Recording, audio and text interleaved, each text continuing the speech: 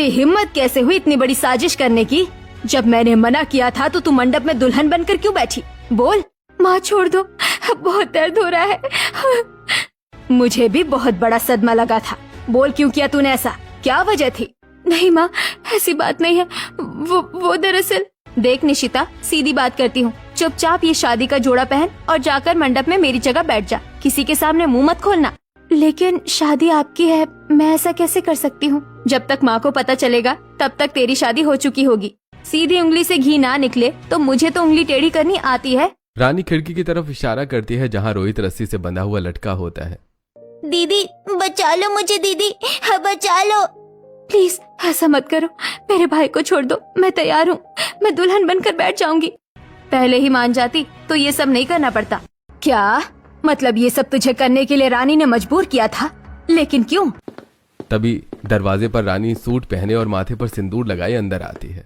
क्योंकि आप लोगों ने मुझे शादी के लिए मजबूर किया था और मुझे ये शादी नहीं करनी थी। मैं किसी और से प्यार करती थी और उसी से शादी करना चाहती थी। अरे अगर ऐसी बात थी तो हमें बता देती, हम तेरी शादी नहीं करवाते। लेकिन तुझे इसकी शादी करवाने की क्या जरूरत थी? अरे तो क्या हो गया माँ, वैसे भी इसके बोझ उठाते उठाते घर के खर्च बढ़ते हैं। अच्छा हुआ शादी हो गई, वो भी बिना दहेज के। शादी तो हो गई लेकिन इतने अच्छे ससुराल में हुई है, अगर वहाँ जाकर इसने मुंह खोल दिया तो? अरे ऐसे कैसे मुंह खोल देगी? इसकी जुबान की चाबी तो हमारे पास है। ये वही करेगी जो हम कहेंगे, क्योंकि इसका लाडला भाई जो हमारे पास है। क्यों है ना? नहीं नहीं, आप उसे कुछ मत कीजिए, मैं किसी को कुछ नहीं कहूँगी। आप बस मेरे भाई को कुछ मत कीजिए।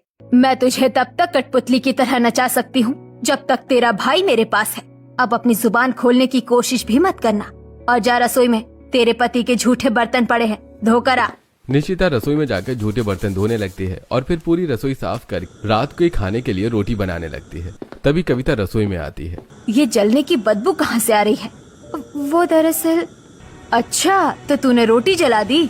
ये रोटी तेरा बाप नहीं कमा कर लाता जो तू इसे जलाकर बर्बाद कर रही है। रुक, तुझे अभी बताती हूँ। कविता निशिता की एक नहीं सुनती और उसका दायां हाथ पकड़कर जलते हुए तवे पर रख देती है। नहीं माँ, छोड़ दो मेरा हाथ। माँ छोड़ो माँ, बहुत दर्द हो रहा है।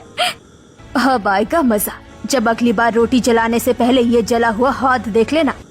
माँ बहुत लग रहा है, मैं इस हाथ से खाना कैसे बनाऊंगी? मुंह बंद करके खाना बना, वरना मोर मोर कर मुंह सुजा दूंगी। इतना कहकर कविता गुस्से में रसोई से बाहर चली जाती है। निशिता रोते हुए अपने जले हाथों से ही काम करने लगती है। मेरे साथ ही ऐसा क्यों होता है? मैंने सोचा था शादी के बाद सब कुछ ठीक हो जाएगा, लेकिन निशिता खाना बनाती है और कुछ देर में सभी को डाइनिंग टेबल पर खाना परोसती है। ये क्या सड़ा हुआ खाना बनाया है? एक खाना बनाना भी नहीं आता तुझे क्या?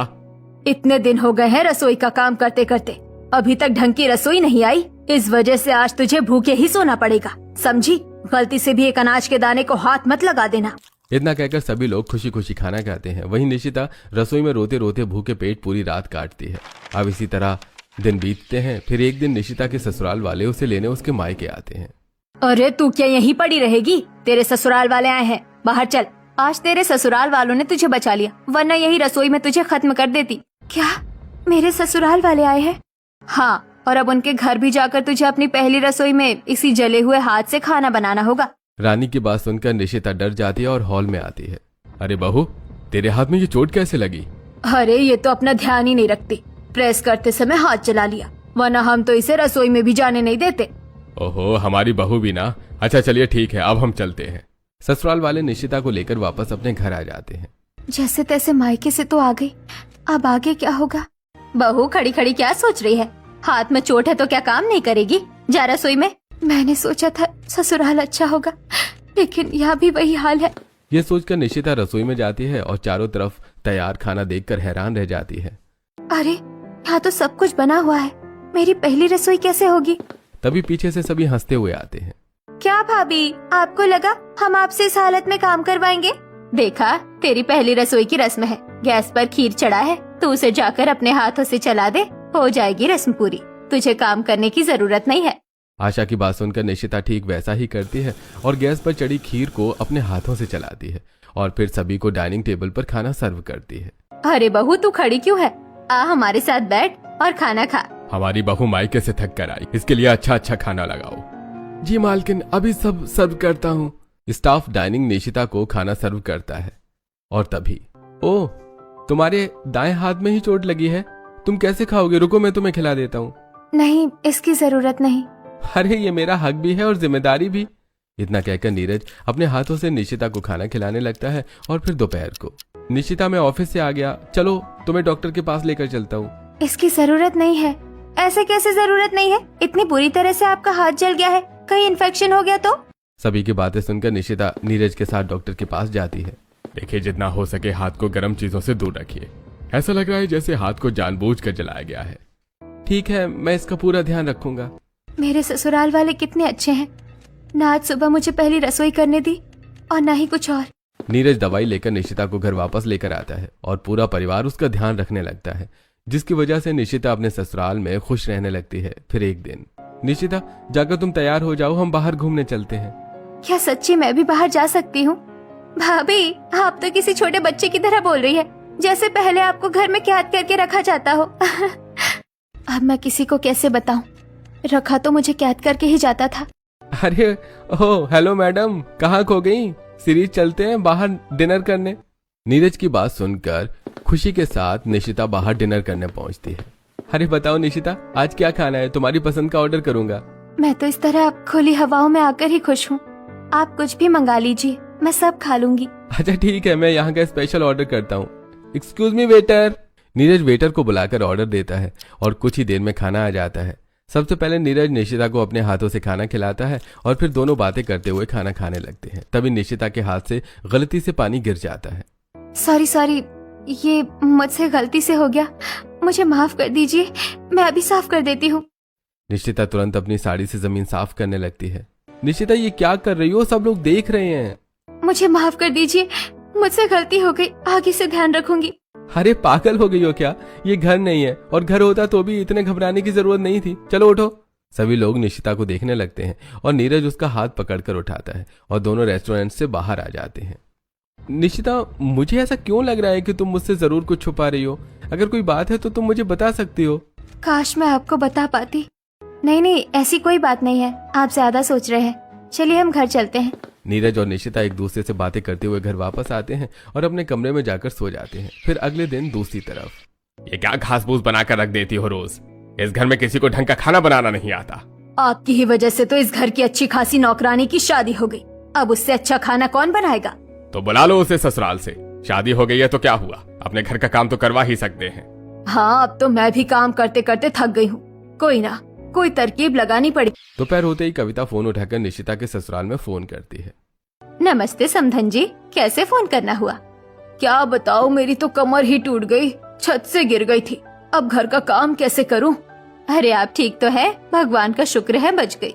हाँ, लेकिन अब घर बिखरा पड़ा है, खाना भी ठीक से नहीं बन पा रहा।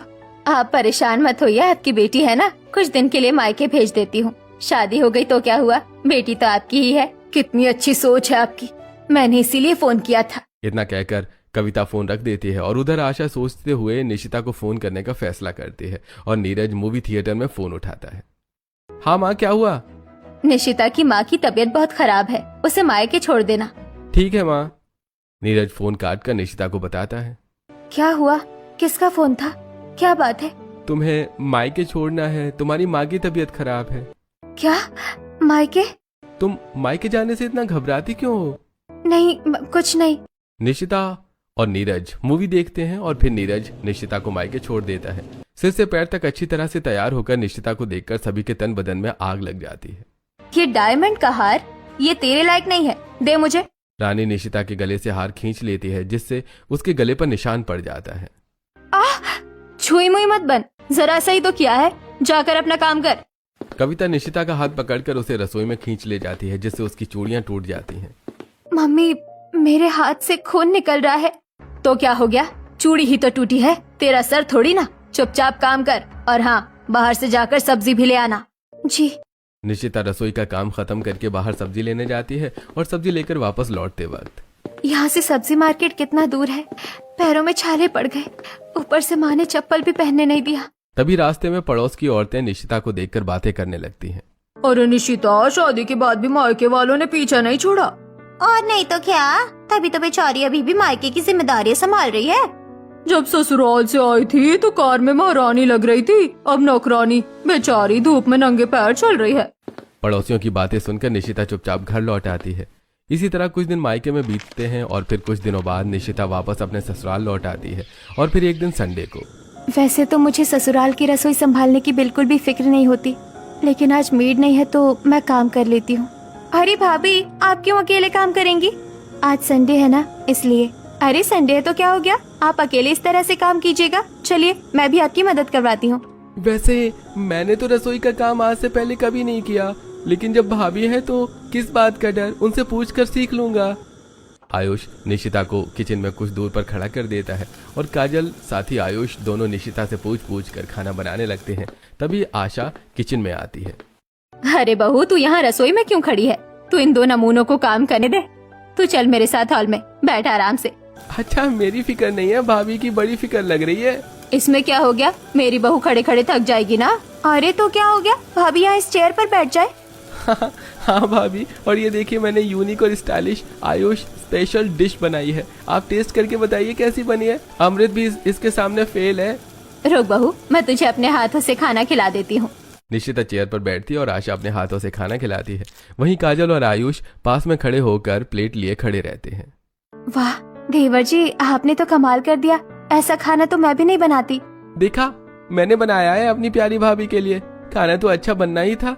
अरे चुप हो जा, भाभी ने तेरा दिल रखने के लिए तारीफ कर दी, वरना तू तो उड़ते उड़ते मुंह के बल नीचे गिरेगा। अच्छा, आप लोग कितने प्यारे हैं, मुझे तो भाई बहन की कमी ही महसूस नहीं होती। इसी तरह निशिता ससुराल में खुश रहने लगती है। और फिर अगले दिन, भाभी मेरे कॉलेज का फेयरवेल है, आप मेरे साथ शॉपिंग पर चलिएगा क्या? हाँ चल दूंगी, कोई दिक्कत नहीं है। अच्छा सुनो, तुम शॉपिंग पर जा रही हो तो एक अच्छी सी ड्रेस ले लेना। परसों मेरे बॉस के यहाँ उनकी एनिवर्सरी पार्टी है, सब ड्रेस में ही आएंगे। ड्रेस नहीं, मुझे ड्रेस पसंद नहीं। ओहो, तुम्हें तो कुछ भी पसंद नहीं। चलो मैं भी चलता हूँ शॉपिंग पर। फिर नीरज, काजल और निशिता तीनों शॉपिंग के लिए जाते हैं। भाभी ये देखिए, ये ड्रेस कितनी अच्छी लग रही है, मैं अपने फेयरवेल के लिए ये ले लेती हूँ। हाँ बहुत अच्छी है। अरे इसी का रेड कलर निशिता, तुम भी ले लो। मुझे ड्रेस तो बचपन से पसंद है, लेकिन मैं पहन नहीं सकती। अरे कहाँ खोगी तुम? चलो तुम तो हाँ कहोगी नहीं, मैं इसे ले लेता हूँ। नीरज ड्रेस खरीद लेता है और तीनों घर वापस आ जाते हैं। सुनो, कल सुबह से पहनकर तैयार हो जाना, हम पार्टी में चलेंगे। मैं ये नहीं पहनूंगी। तुम्हें मेरी कसम, तुम्हें ये पहनना पड़ेगा। नीरज की कसम की वजह से अगले दिन निशिता मजबूरी में ड्रेस पहनती है और आईने के सामने खड़ी होकर खुद को देखती है। ये ड्रेस पहनकर मैं कैसे बाहर जाऊंगी? सबको मेरे शरीर के ये निशान दिखेंगे, लोग क्या सोचेंगे? Nishita backless off shoulder dress में अपने शरीर पर लगे चोट के निशान देखकर परेशान होती है। वहीं दूसरी तरफ नीरज और पूरा परिवार। निशिता गेट खोलो, कितनी देर हो गई? अरे क्या हुआ, गेट क्यों नहीं खोल रही हो? बहू गेट खोलो। सभी बहुत परेशान हो जाते हैं। तभी आयुष दूसरी चाबी से दरवाजा खोलता है और सभी अंदर आते हैं। निशिता तुम ठीक तो हो? ये सारी चोट कैसी है? बहू ये चोट लगी कैसे? तू हमसे कुछ छुपा रही है? बहू अब सच्चाई छुपाने का कोई फायदा नहीं है, मुझे सब पता है। क्या सच में? हाँ, अब तुम खुद बता दो। रामलाल की बात सुनकर निशिता रोते हुए सब सच बता देती है। अरे बहू, तेरे ऊपर इतने जुल्म हो रहे थे, तूने हमें बताया क्यों नहीं? कैसे बताती? अगर सच बता देती तो मेरे भाई को मार देते। तो आपकी इस चुप्पी की वजह आपका भाई है, लेकिन ये कब तक चलेगा? अब ऐसा नहीं होगा, हमारी बहू अब मायके जाएगी ही नहीं। मायके न जाना इस प्रॉब्लम का कोई सोल्यूशन नहीं है। जब तक शादी नहीं हुई थी तब तक तो उन्होंने निशिता पर जुल्म किया ही था, लेकिन शादी के बाद मेरी पत्नी के साथ अगर किसी ने ऐसी नीच हरकत की ना तो मैं उसे जिंदा नहीं छोड़। बताता हूँ मैं उन्हें इसकी सजा क्या होती है। इतना कहकर नीरज गुस्से में कमरे से निकलकर निशिता के मायके जाने के लिए हॉल में आता है। तभी रामलाल उसका हाथ पकड़ लेता है। देख बेटा, हड़बड़ी में कोई बात बनती नहीं है बल्कि बिगड़ती है। तू मेरी बात सुन। अच्छा, तो मैं मेरी पत्नी पर हुआ ये अत्याचार भूल जाऊं? नहीं, देख तू मेरी बात सुन। उसके मायके वाले जब अपनी बेटी पर इतने जुल्म कर सकते हैं तो वो तेरे लगाए हुए आरोप इतनी आसानी से क्यों मानेंगे? माँ, ये तो सच्चाई है और निशिता हमसे झूठ क्यों कहेगी? उसके शरीर पर लगा हर एक निशान उन्हीं की वजह से है। लेकिन भैया, भाभी उनके खिलाफ सबके सामने कुछ नहीं बोलेंगी। हमें कुछ ऐसा करना होगा कि हम उन्हें रंगे हाथों पकड़ सके। हाँ बेटा, हमें दिमाग से सोचना पड़ेगा, दिल से नहीं। तो हम क्या करें? मेरे पास एक प्लान है। सभी आपस में प्लान की बात करते हैं और अपने अपने कमरे में जाकर सो जाते हैं। और फिर अगले दिन निशिता और नीरज कार में बैठकर मंदिर जाने के लिए निकलते हैं। अरे ये तो मेरे मायके का रास्ता है, आप मुझे कहाँ ले जा रहे हैं? तुम बैठी रहो, सब पता चल जाएगा। नीरज कार चलाकर निशिता को उसके मायके ले जाता है। अरे आप लोग आइए बैठिए। आप मुझे यहाँ क्यों लेकर आए? आज से तुम्हारा मेरा कोई रिश्ता नहीं है, तुम यहीं रहोगी। लेकिन क्यों? आपने मेरे साथ ऐसा क्यों किया? तुम्हारे शरीर पर हर जगह चोट के निशान है। इस हालत में मैं तुम्हें अपनी पत्नी नहीं मान सकता। आज से मैं तुम्हें तलाक देता हूँ। निशिता रोते हुए आवाज लगाती है और नीरज वहां से चला जाता है। क्यों? उतर गया ससुराल का भूत? अब खड़ी खड़ी क्या देख रही है? जा काम कर। निशिता दुखी होकर किचन में काम करने लगती है। सबने मुझे धोखा दिया, लेकिन नीरज जी मेरे साथ ऐसा करेंगे सोचा नहीं था। तभी कविता और रानी किचन में आती हैं। क्यों रो रही है? जल्दी काम कर वरना बाल नोच लूंगी। अरे शुभ काम में देरी कैसे, मैं अभी करती हूँ। कविता निशिता के बाल पकड़कर खींचती है। जल्दी काम खत्म कर। तभी रानी गर्मा गर्म निशिता पर पानी फेंक देती है। जल्दी काम कर वरना अगली बार चेहरा जला दूंगी, वो भी एसिड से, समझी? बहुत हो गया आप लोगों का नाटक, बंद कीजिए इसे। सब लोग ने पुलिस को देखकर हैरान रह जाते हैं। पुलिस यहाँ कैसे? अपनी ही बेटी पर जुल्म करते हुए शर्म नहीं आती? पुलिस? किसने बुलाया? अरे मैंने नहीं बुलाया। तभी नीरज और उसका परिवार अंदर आता है। हमने बुलाया है। लेकिन तुम तो रिश्ता तोड़ गए थे। क्या तुम्हें लगा मैं अपनी पत्नी को यहाँ छोड़ दूंगा? मैं बताती हूँ ये सब क्या हो रहा है। हमें उन्हें रंगे हाथ पकड़ने के लिए सबूत चाहिए।